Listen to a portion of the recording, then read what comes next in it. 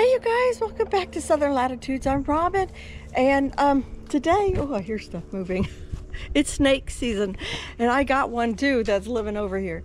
Anyhow, back on topic. So I was mowing, and I was gonna have just a quiet little work day. I'm already caught up on a bunch of videos for the week, and I thought, okay, I'm just gonna quietly work. I stopped the mowing when I got to this full sun. But the front's all done and everything. And so anyhow, I was sitting in my chair. If you don't have a chair in the garden, you really should. I have several in different locations. And I was just sitting there, and I was just looking around. And a couple things, you know, like this archway was bothering me. So I went ahead and grabbed my pruners and I pruned that up. And I happened to discover Lady Margaret does make fruit, but it's hollow on the inside. I think I didn't get to say that in my short. So it will make fruit. It's just not terribly yummy. There's nothing to it. It's like cotton candy or just cotton on the inside. Look at that.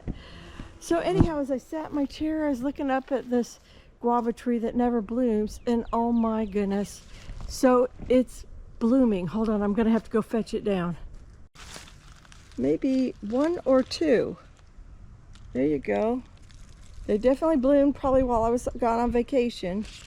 And so the blooms are a little bit spent, so hopefully I got a lot of bees in the yard, and they've been visiting the elderberry bush kind of behind there, and I was like so excited about that. I was like, I might actually get to eat off that guava tree. I did the very first year when it came with blooms and fruit on it, and it's just been sitting here pissing me off for the last 3 to 4 years. And it did make some blooms, didn't make fruit. But anyhow, it is what it is, and it looks like we're gonna ooh, sorry, another snake fear. It looks to me, I think also I'm making that bee mad. Anyhow, it looks like we might get a little bit more fruit off of it, and hopefully the squirrels won't try to attack what's up there, but there are wasps or something that will bore into your fruit, your guava fruit too, so maybe I'll have to bag it. Anyhow, and then I got to thinking, I was gifted some cassava by a friend, and there's still some in the front yard. And then when she came over for a garden tour, was it February or March or something, she brought me more cassava. So I thought, I'm gonna just bop like about one every foot in here, and just kind of create a wall of cassava or a greenery as you walk in the tunnel. That's always so fun. So anyhow, and then we get food out of it, and I'm excited about that. So I did that just in the quietness. Hold on, before we move on to onions, I've got to show you my dragon fruit. It's swelling up here again. So it's really cool how this thing went from a little segment last spring to 3 segments, overwintered, and now it's weaved itself. I didn't do that. All the way up here, it's got like a big long segment.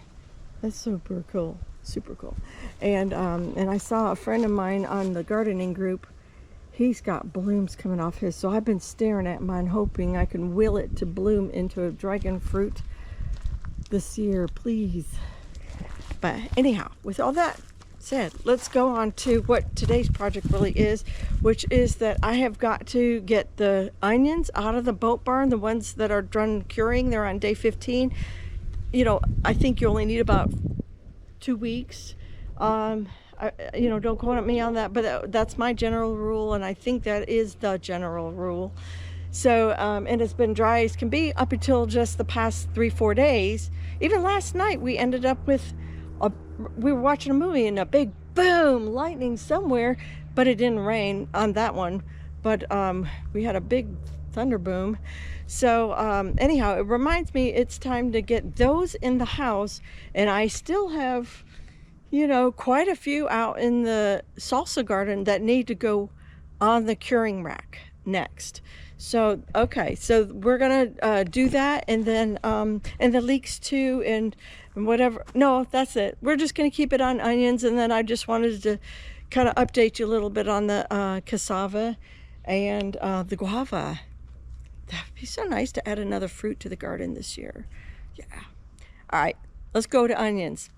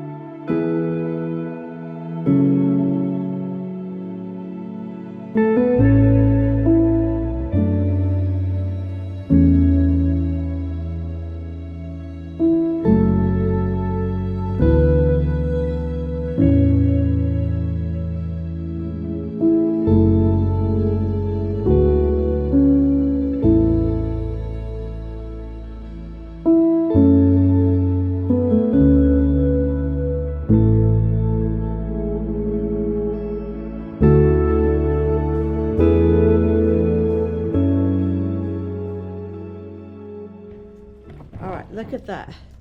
We have red Chianti, we have yellow Granix hybrid, I can see that. Then we have those I think are the 1015 Ys. We have the white Phantoms. And then we have a mystery here. This is not right, but these are always happy discoveries. So here I am. Sorry, you're bouncing around a little bit because of the mesh. I'm going to take off the end. I'm going to cut the top. Whoop. Okay. Let me discard that. Let me show you. This is kind of pink on the inside. And then if you look at it, it's behaving way differently. You see that? Sorry, I'm so sorry you're shaking around. You see that? I think that's a shallot. I really do think these are shallots. Last year I got about 5 or 6 shallots in last year's onions, or it's a different variety. Could be different variety, but this is nothing like what I ordered on any of the batches. But this is always fun, and it'd be interesting to check it out on the inside and cook with it. And I bet you if it's really nice and mild, it's a completely different onion right there. That's probably more shallot and sweet. Oh, that's pretty cool though. I love that. Looks like it's piggybacked on the big one. So anyhow, I thank you for joining this part of it. Look, there's a regular yellow onion, the same, totally different color, right? Even though it split, this color is just saying it's screaming to me something else is going on there, and it's a different variety. This one is a little soft on this side, normal on this side. So I may just chop off a little section of onions. We can have it with, you know, whatever I cook tonight. You don't want to put that in with your storage onions. And while we're talking about storage right now, let me get that one out so you can see. Oh, they're stuck. That's a beautiful picture right there. So these are coming in the house with me. I'm going to weigh them. I'll probably put it down below, and then they're coming in the house for dry, air-conditioned, humidity control, all those good things. I've tried them on the back porch in shade, and lots of airflow, just like this in the mesh bags, but they absolutely don't hold up to the humidity, and I can't do anything about that except for bring it inside. And they will go in a dark closet, and I believe, if memory serves me right, the red ones were the first to go bad. So, and then we'll probably use up the whites pretty fast too. There's only one bag of those, one bag of the reds. Now there's more still in the garden, which is another reason why I'm doing this, is because the rains have been coming and I'm afraid of the ones in the garden rotting. So I wanted to clear off this space first, get it in the house, and then get the ones from the other garden up here.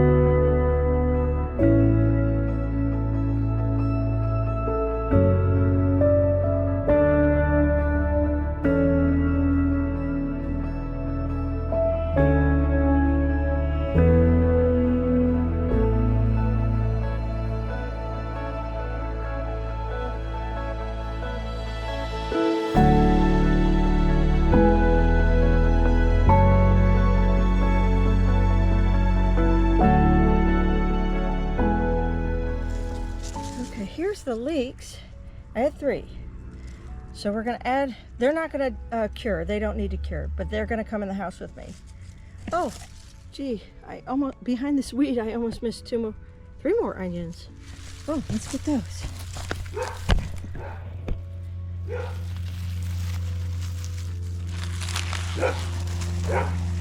4.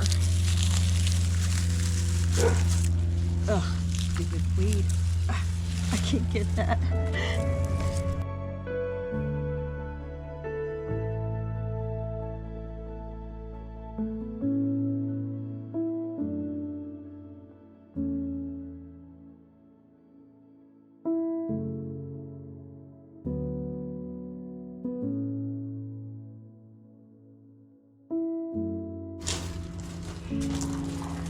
And then we got that gigantor. Well, a good half pound. I don't know. Maybe not gigantor. It's pretty big too. Jack will love that. That's his favorite. Okay, y'all, with that said, I did find an extra bag of red onions on the ground. I missed earlier. And I got my leeks, and I'm heading in the house to hang some more stuff and clean off the leeks. Okay, turn it on. 0. Add this weight to the others.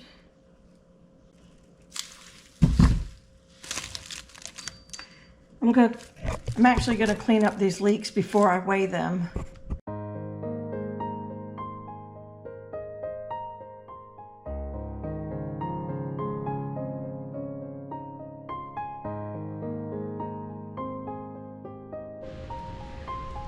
Okay, these are cut. I'll show them to you in just a minute. But they're cleaned up roots and green tops mostly.